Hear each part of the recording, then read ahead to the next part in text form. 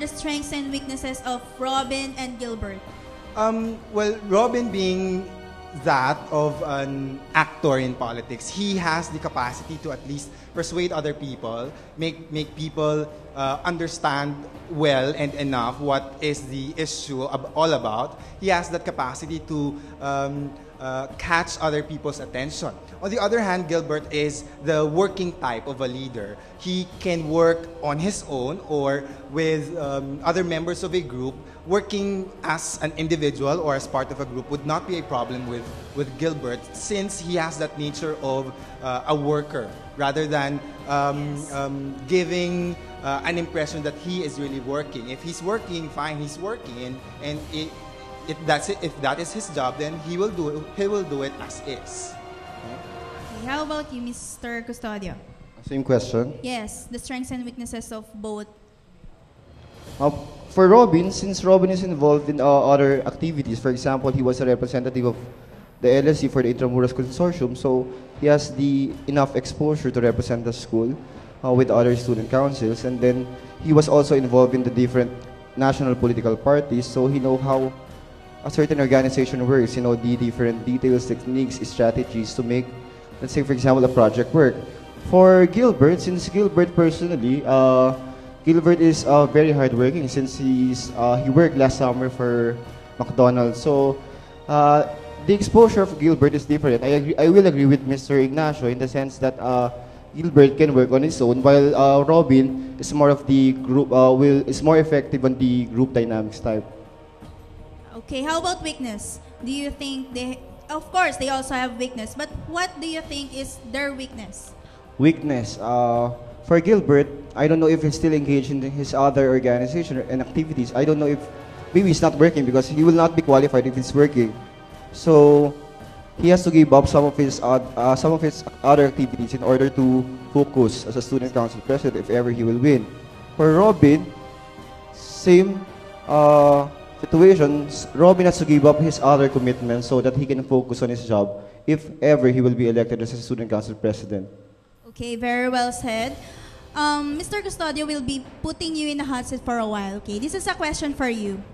What can you say about the various comments thrown to you which says that you are apparently on the side of LLL than Alianza, considering that the outgoing SC officers under you are a mixture of leaders coming from LLL and Alianza?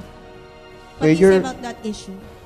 The question is also the answer, because last year, we must admit that majority of the EXCOM or majority of the council is composed of LLL members. So I work practically with LLL. So while working, they carry with them the ideals of LLL. So our work is not only limited to the aspect of advisor-officer relationship, but of course, on the process, we have developed a certain degree of friendship. And of course, my job is not yet done because as of now, we are still trying to audit the financial report of the council. So I need to communicate with them.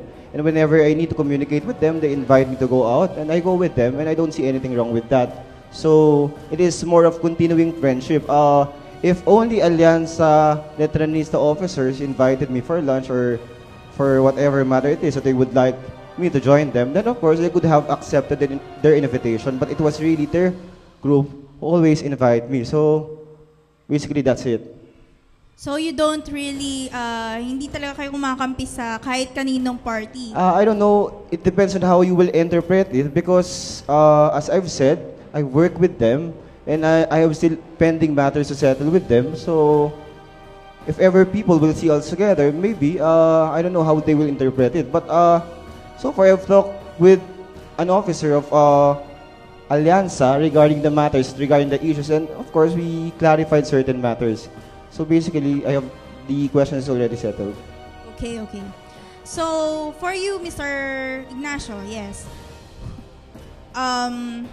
What is your message to the parties, both parties, as a COMELEC advisor? You see, politics is even at the level of collegiate politics, it's really very dynamic. Well, in terms of how people are so into it, but the problem is especially in the colegio. The problem is the political parties in the colegio are only present whenever there are elections. And I have been telling this to past administrations, whether those who won or those who did not. It's unfair to students that you are only present whenever there are elections. You have promised to do these things. Whether or not you win a position or not, you should fulfill that promise to the students because you gave that promise. I always tell them that a political party does not stop being a political party once the election has ended.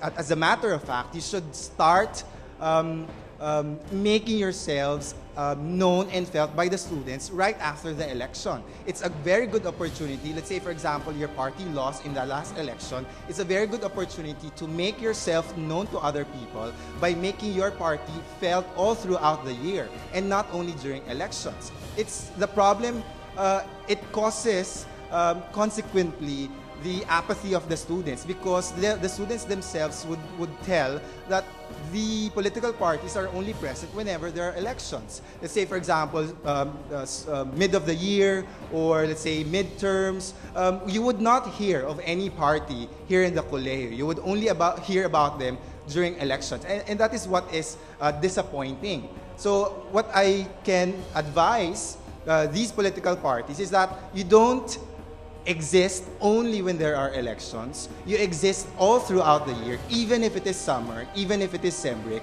because as long as there are students in the colegio, you should exist and continue what you have promised and make sure that it will be fulfilled. Okay, very well said, Mr. Ignacio. For Mr. Custodio, who between Gilbert and Robin is your personal choice? Very difficult question. Yes, that's really tough.